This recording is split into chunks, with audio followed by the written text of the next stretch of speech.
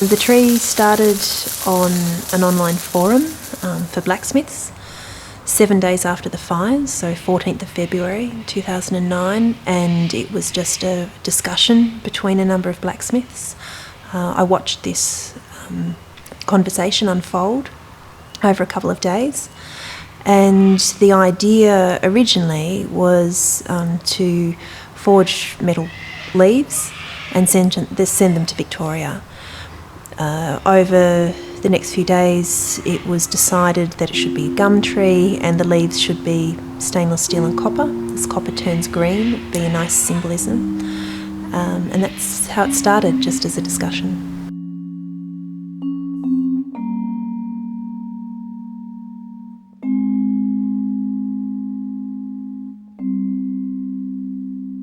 One of our members of our group put a post on iForge Iron, which is an international blacksmiths forum, straight after the fires, and said we could do something to help, and let's make a tree from our fires. Let's use, in essence, he was saying, let's use our fires to rebuild something, to make something, rather than destroy it.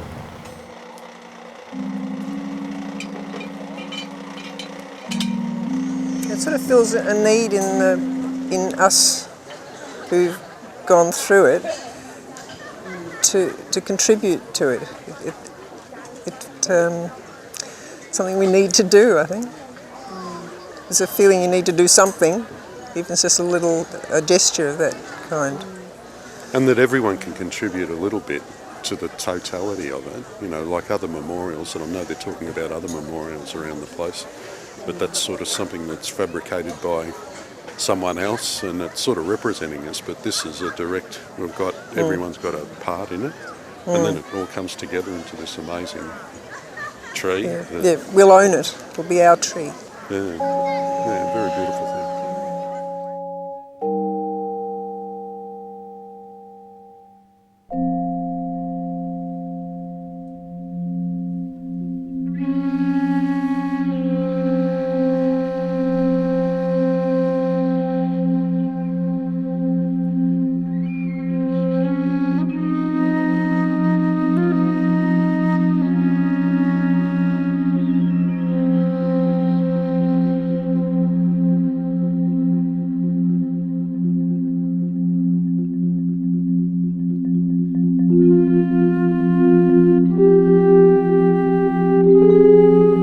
I went through the bushfires myself. My place was burnt, and you know, it's taken a long time to.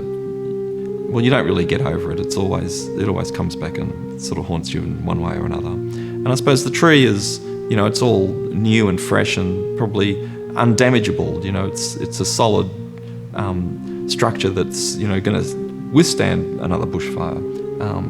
So to me, it's like it takes a stand of, you know, strength and newness and yeah.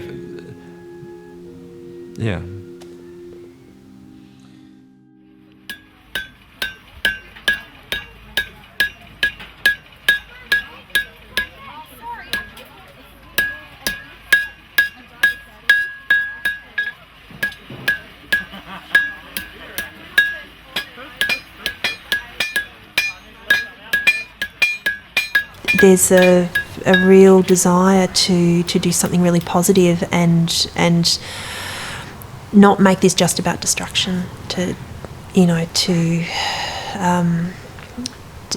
make it about creation.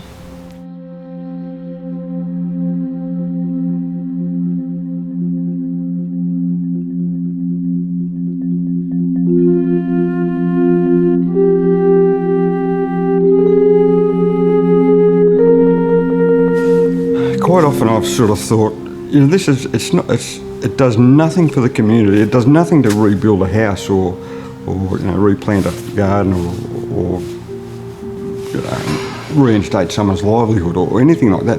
It's just a great hunk of steel. It does nothing tangible, but emotionally for people it was just incredible. We never realised it would be like that, but when we did, that's what sort of made it snowball. And we had to finish it.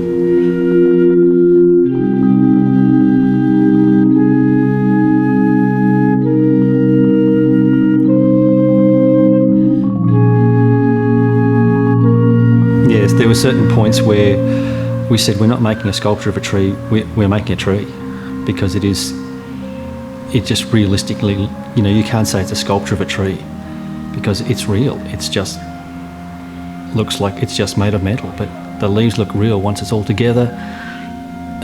It just takes on that it has a life of its own. And it wasn't until that completion that we realised that it became alive.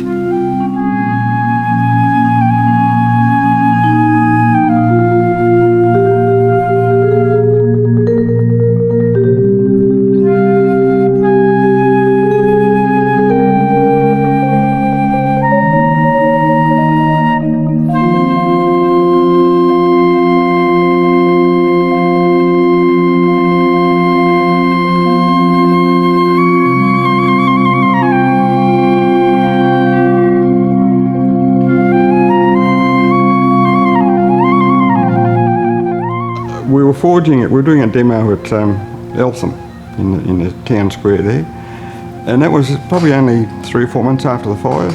And a lady came up to me. She was crying, and it gets me now. She was in tears, and she'd found a bit of copper in the remains of her house, and she'd made a leaf out of that. And she wasn't a blacksmith, but she'd made this leaf, and she asked, can we put this on the tree? And I said, of course you can. This is what it was about. And it just, to me, meant that what we were doing was really having an effect, like a positive effect. So, and that's what sort of carried us on. It carried me on anyway.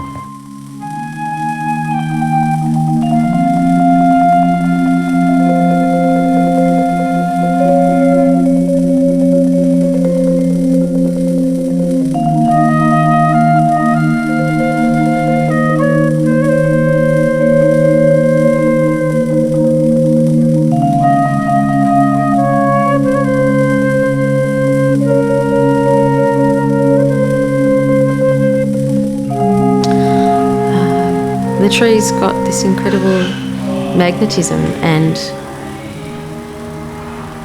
it's something tangible in an experience that's very difficult to get your head or your heart around.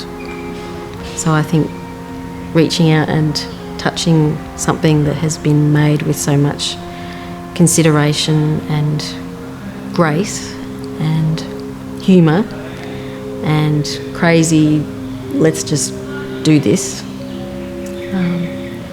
It means it exists. Life exists on the other side of the fires.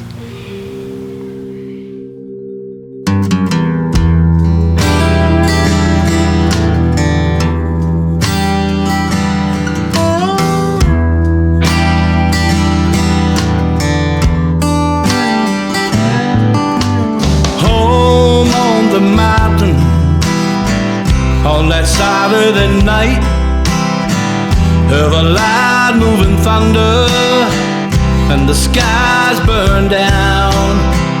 Never thought it would cause so much pain.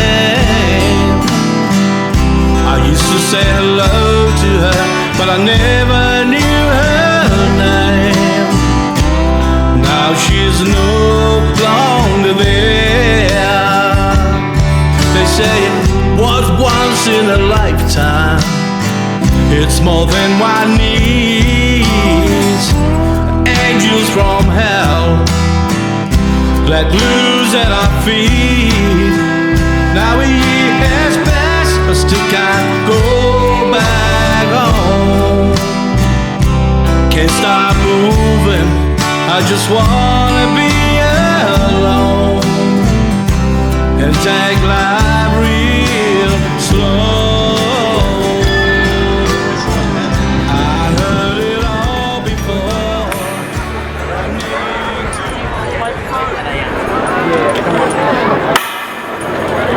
You know what that says before I put the last letter on?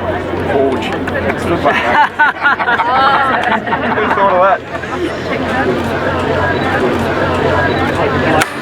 That's it. Really well done.